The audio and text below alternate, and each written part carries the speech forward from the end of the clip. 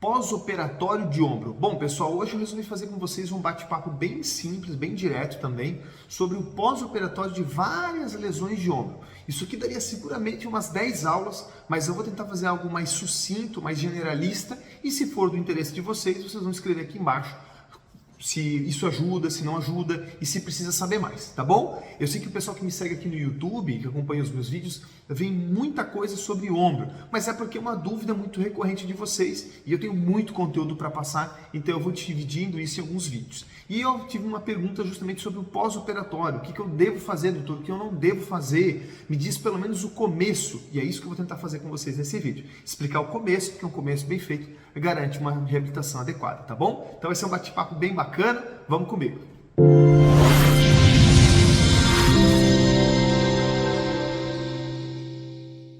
O meu nome é Murilo José Tambosi, eu sou fisioterapeuta, sou osteopata, também sou ortomolecular. E se você não me conhece aqui no canal do YouTube, toda semana, geralmente às terças-feiras, a gente coloca um conteúdo novo falando sobre dor, exercício, lesão e como ajudar você a identificar a real causa do seu problema e curar ela também na raiz. Saiba que se você tem uma dor, sim, ela tem causa, muitas vezes não é o que você imagina e ela pode vir de várias coisas, de vários fatores, o que a gente chama de pilares. Então ela pode vir de um problema emocional, ela pode vir de um problema nutricional, de um problema energético ou mesmo um problema físico.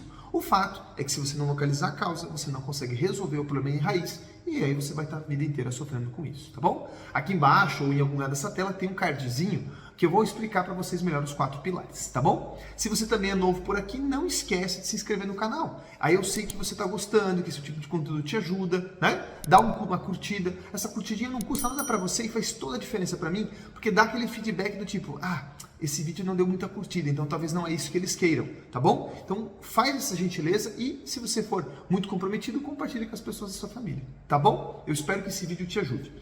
Hoje eu separei então assim, questões de cirurgia, tá pessoal?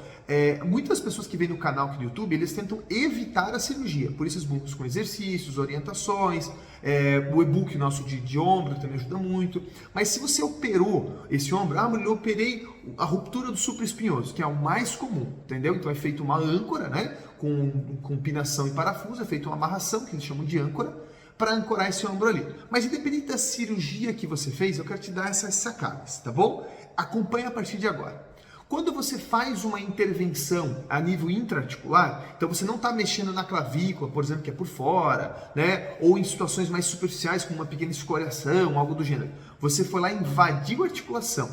Essa articulação, ela é envolvida por um conjunto de ligamentos e um tecido bem fininho chamado cápsula articular. E dentro dessa articulação existe líquido, certo? Esse líquido tem a função de dar uma boa mobilidade para essas estruturas articulares e também nutri-la, como se fosse uma graxa dentro de uma máquina, ok? É basicamente isso. Esse líquido também ele é trocado pelo sangue continuamente, ok?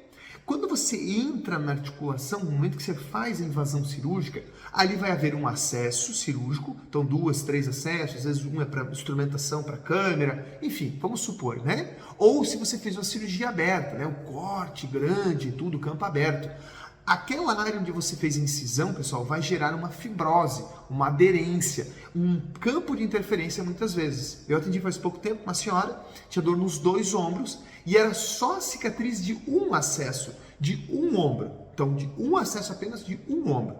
E isso gerava lá na cervical dela uma alteração, e você vai entender. Se a cicatriz está aqui, essa região onde está a aderência, existe um nervo que captura essa informação e ele sai da sua cervical. Se essa cicatriz está ativa, ela fica, entre aspas, bombardeando, sensibilizando centralmente essa cervical. E nessa cervical sai a inervação de vários músculos que vão para o braço, como por exemplo do punho. Então você pode ter uma cirurgia de ombro no ombro direito e ter uma dor no punho no ombro esquerdo, no punho esquerdo? Pode. Ou uma dor no cotovelo, por conta da cicatriz dessa cirurgia. Eu já tenho um vídeo sobre cicatriz, postei faz poucas semanas, se você não viu, dá uma conferidinha no canal, mas é só para vocês terem uma ideia. Você tem que começar a pensar, bom, cortaram a cápsula articular, cortaram alguns ligamentos que envolvem ela, mexeram na qualidade do líquido sinovial, né? Teve um processo inflamatório por causa da cirurgia. E é que eu estou dizendo assim, ó, independente se você fez cirurgia de manguito, se você fez a reconstrução de algum tendão do manguito, se você teve uma fratura, por exemplo, teve feito uma reconstrução, se você teve uma reconstrução, por exemplo, do lábrum, né? Então serve para quem tem vários tipos de lesões cápsulo-ligamentares e a nível cartilaginoso. Consegue entender? Quando você faz isso, houve uma inflamação aqui. E essa inflamação, e essa fibrose, e essa diminuição na qualidade do líquido sinovial vai impor à sua articulação uma série de problemas. O primeiro deles, com certeza, é o que a gente chama de inibição artrogênica. A inibição artrogênica é o quê? Quando existe uma inflamação, essa inflamação, obviamente, ela exige a reparação, a cicatrização, então ela não quer movimento, então o corpo inibe a musculatura que movimenta esse membro. No caso, inibe os músculos do ombro. Consegue acompanhar? Então, depois que passa essa inflamação da cirurgia, natural da cirurgia, você vai utilizar algumas medicações e tudo, você precisa recrutar essa musculatura inibida. Então, anota aí. Primeira coisa, exercícios de recrutamento. Eu falei que nesse vídeo eu ia ensinar o que não fazer, mas vou ensinar também o que fazer, tá bom? Para poder ajudar vocês o mais completo possível, tá bom? Da mesma forma, por conta dessa perda do líquido sinovial, dessa flexibilidade da cápsula, do ligamento, você vai ter que devolver a mobilidade. Então imagine que a cicatriz está aqui. Ela talvez, esse movimento fique um pouco limitado, ou esse movimento, ou esse movimento. Independente do eixo que você faça, você vai ter que trabalhar a mobilidade dessa articulação, primeiro de forma passiva e depois de forma ativa. Passiva é quando alguém move para você, por exemplo, ou você com a outra mão, né, como eu estou fazendo aqui, ó.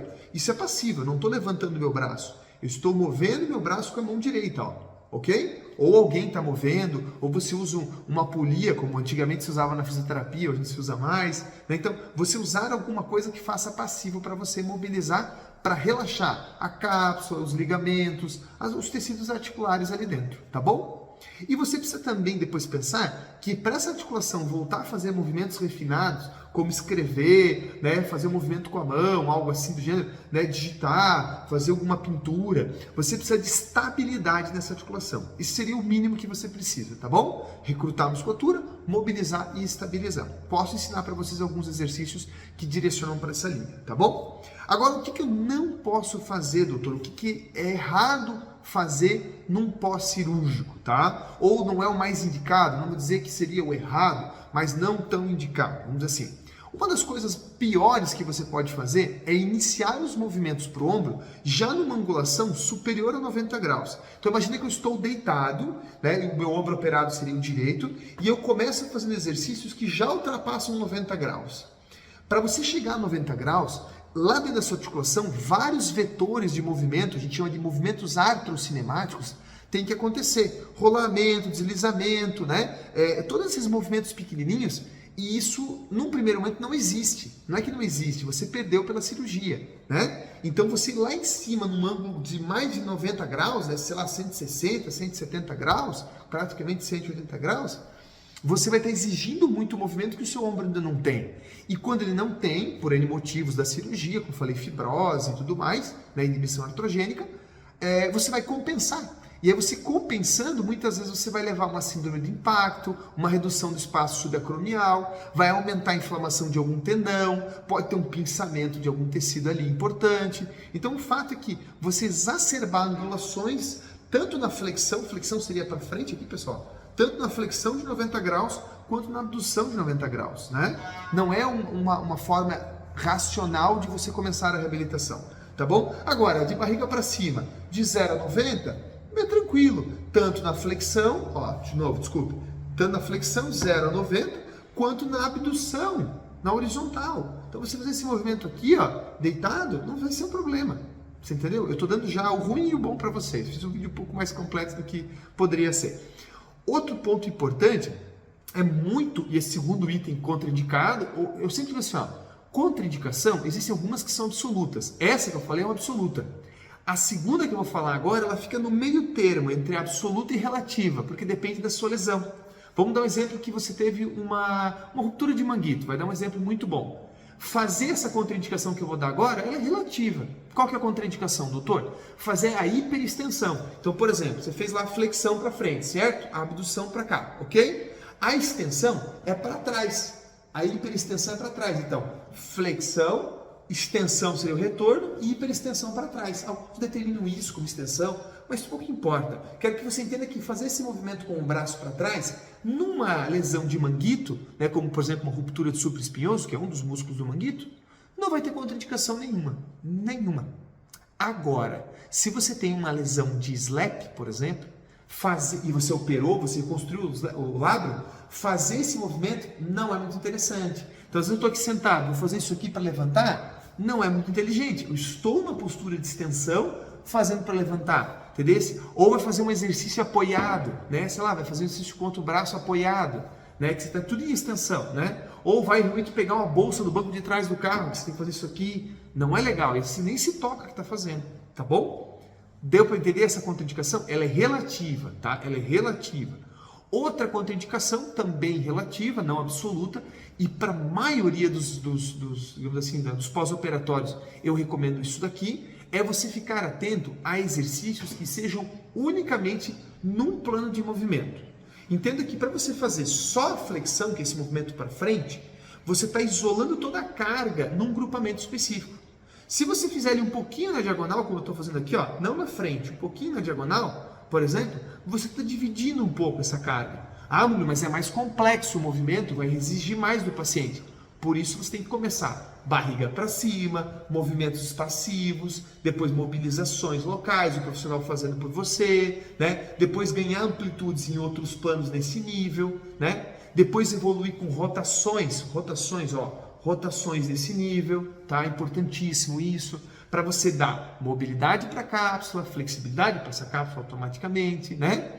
Para promover um pouco de estabilidade, né? Eu vou ensinar para vocês alguns movimentos em cima disso, tá? Conseguiu entender? Então, é contraindicado um movimento puro num movimento único, exclusivo, por causa da concentração de carga. Mas se você percebeu que no seu nível de recuperação está dando certo, não tem problema, ok? Agora, acima de 90 graus, a maioria vai ser contraindicado, tá? Existem outras contraindicações, eu listei aqui 3 que eu acredito que são importantes, que algumas pessoas erram, para vocês poderem fugir dessa manada, tá bom? Agora eu vou demonstrar para vocês 3 exercícios, tá? 3 exercícios, um de recrutamento muscular, um de mobilização e um de estabilidade, para vocês poderem entender um pouquinho mais sobre essa esfera, tá bom? Antes que vocês acompanhem esses exercícios, acho importante deixar esse aviso, tá? Se você tem dor no ombro e você não operou esse ombro, você tem dor no ombro, ou você tem uma lesão no ombro, uma lesão estrutural nesse ombro, como síndrome do manguito, ou uma lesão de SLAP ou Bankart, nós temos um mini curso completo com 24 aulas para você fazer no conforto da sua casa e em uma semana você zera o problema que você tem no ombro. Basta você fazer um curso, esse mini curso é livre para profissionais e também para pessoas leigas. Nele eu ensino passo a passo para você identificar a real causa do seu problema, da sua dor, do seu sofrimento no ombro e como tratar isso em casa de forma tranquila. O passo a passo bem certinho, você não tem como não conseguir identificar a dor que você tem, da onde ela vem e como resolver, tá bom? O curso ele oferece tudo o que você precisa, ok? Então agora, bora para os exercícios. Bom, pessoal, vamos então com as dicas práticas para vocês. Eu gosto de eu mesmo fazer demonstração para vocês. Olha só, mobilidade ou recrutamento e a estabilização são muito similares nas variações, vocês vão perceber. Mas alguns são mais para uma coisa, alguns são mais para outras. Para você recrutar o músculo, a musculatura do ombro, do pós-operatório, de uma pessoa que está ali às vezes com 2 semanas, 3 semanas, 4 semanas de pós-operatório, cada um vai ter uma certa dificuldade, então você tem que ver o que para você vai se encaixar melhor. Mas eu vejo um atraso muito grande nos pacientes para restabelecer a rotação externa, que é esse movimento para fora, rotação externa.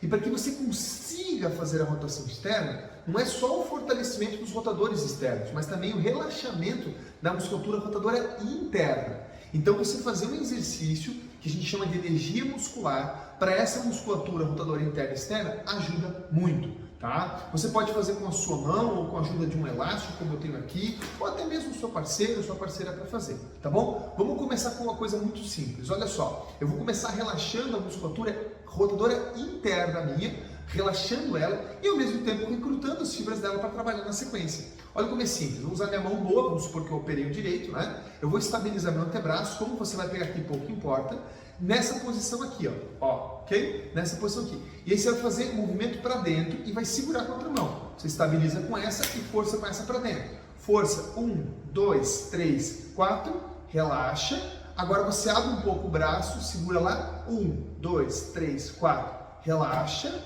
abre um pouco de novo e vai ganhando movimento, ó. Forçando, eu estou forçando para dentro sem ter movimento. Quando eu faço isso, eu recruto as fibras dos meus rotadores internos, aqui por exemplo o subescapular, recruto eles e também relaxo e ganho amplitude ao mesmo tempo, que é a mobilidade. Percebe que a gente acaba ganhando os dois ao mesmo tempo? Então você faz isso aqui e relaxa, faz isso aqui e relaxa. Você pode fazer sentado, deitado, com a ajuda de outra pessoa. A mesma coisa para a rotação externa. Ó. Comecei aqui, por exemplo, né, se eu estou com uma certa limitação pela tipoide, começo aqui, estabilizo do lado de fora e faço força para fora agora. Ó.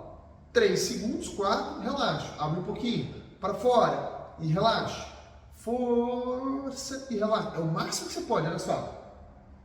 Isso é recrutamento, gente. Eu estou ativando lá o infraespinhoso, o redondo menor, por exemplo, para fazer a rotação externa, ok? Exercício para recrutamento. Teria 1 milhão para a gente fazer em vários ângulos de movimento, mas essa é uma estratégia que funciona muito bem, ok? Exercício de mobilidade. Mobilidade. Eu gosto muito de utilizar a faixinha, né? Você já deve ter visto em outros vídeos. E na mobilidade, você tem que entender que o exercício não pode ser muito pesado e ele tem que ter uma certa ativação da musculatura, porque se essa mobilidade for muito passiva, como por exemplo, eu falei, pegar e levantar o braço para você, por exemplo, você não vai ter ativação da musculatura também, você também perde a ativação muscular. Então tem que ser movimento, mobilidade grande articular, sem muita carga, ok? Um exercício muito simples que você pode fazer, começa num plano tranquilo, que é no plano anterior, você faz nessa mesma posição que você está aqui, ó, mesma posição, abre só um pouquinho aqui assim, gera uma pressão bem levinha no elástico, só para ativar a musculatura, e aí você vai lá na altura do seu ombro e volta na altura do abdômen. Vai na altura do ombro e volta no abdômen. Por que eu gosto de fazer, pessoal, esses planos combinados? Ó, eu não deixei aqui assim, eu deixei um pouquinho de rotação interna do ombro e abdução do ombro. Se você parar para pensar isso que está acontecendo, ó, abdução e rotação interna, só um pouquinho, e eu estou combinando a flexão de ombro com a flexão de cotovelo, para dividir a carga. Ó, só mobilização, coisa bem simples, acaba fortalecendo também, acaba recrutando também, percebe? São as valências que você tem que trabalhar. Como você vai fazer ela, você pode criar à vontade, ok? Agora vamos para o exercício de estabilidade. Aqui, estabilidade, pessoal, para você que está no pós-operatório recente, não vai caber, tá? Você ainda não tem a condição de se expor a esse tipo de situação, tá bom? Então você vai ter que ver em que fase você está. Mas como eu não sei quem está vendo o vídeo, eu vou trazer um exercício que pode ser muito útil.